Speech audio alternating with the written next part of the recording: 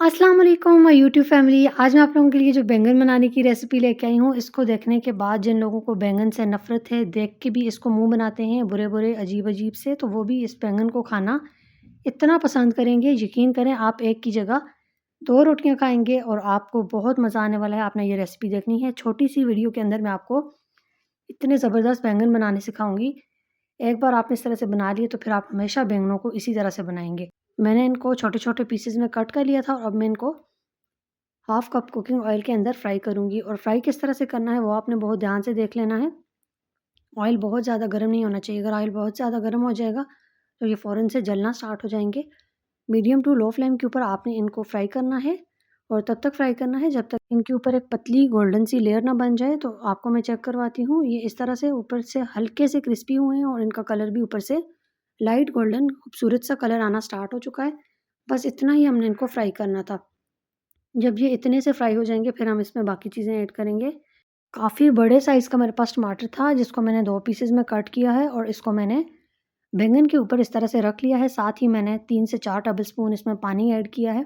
इससे ज़्यादा पानी आपने बिल्कुल भी ऐड नहीं करना और उसके बाद हम इसको स्टीम पे छोड़ देंगे। एटलीस्ट आपने इसको 8 से 10 मिनट के लिए छोड़ देना है और उसके बाद मैं आपको इनकी कंडीशन चेक करवाती हूँ।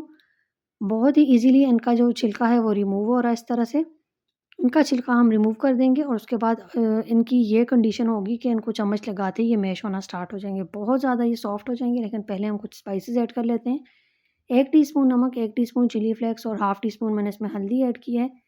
हाफ़ टी स्पून ही मैंने इसमें ज़ीरा पाउडर ऐड किया है। साथ ही मैंने चॉप किया हुआ एक मीडियम साइज़ का प्याज़ इसमें डाल दिया है। प्याज़ आपने बारीक चॉप करके ही डालना है या बिल्कुल पतले स्लाइसेस में भी आप कट करके डाल सकते हैं।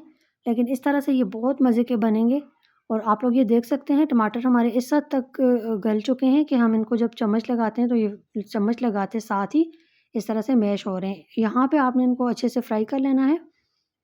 बैंगन आपके बिल्कुल भी इससे ज़्यादा सॉफ्ट नहीं होने चाहिए। यहाँ पे आपने इनको तेज़ आँच के ऊपर 4 से 5 मिनट के लिए फ्राई करना है। जब तक कि इनका एक कलर ना निकल जाए। अभी इनका कलर थोड़ा लाइट है, लेकिन जैसे-जैसे ये फ्राई होते जाएँगे इनका बहुत खूबसूरत सा कलर आ जाएगा। तो ये रेसिपी आप लोग जब ट्राई करेंगे इंशाल्लाह आप मुझे फ़ीडबैक भी ज़रूर देंगे। ये ऐसी रेसिपी है, इसके साथ बहुत ज़्यादा रोटी खाई जाती है। मुझे भी बैंगन बिल्कुल पसंद नहीं थे, लेकिन जब मैंने इस तरह से बना के खाए हैं तो मुझे बहुत अच्छे लगे हैं। एक बार आपने इस तरह से ट्राई करना है और इसमें सबसे ज़्यादा चीज़ जो अच्छी लगती है वो हरी मिर्चें और हरा धनिया है।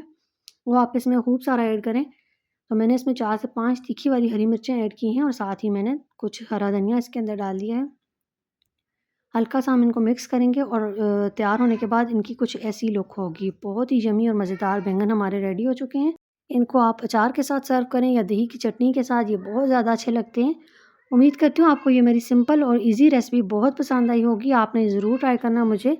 आपने कमेंट करके ज़रूर बताना है कि आपने ये वीडियो कहाँ से देखी। इसके अलावा भी आपने मेरे चैनल पे बाकी रेसिपीज़ ज़रूर देखनी है। मैं बहुत कम सामान में बहुत अच्छी रेसिपी आपको बनाना सिखाती हूँ। इसके अलावा बेकिंग से रिलेटेड भी मैंने बहुत ज़्यादा बजट फ्रेंडली रेसिपीज़ बनाई हुई हैं, आपने ज़रूर वॉच करनी है। मिलते हैं नेक्स्ट वीडियो में, तब तक के लिए अल्लाह हाफ़िज़।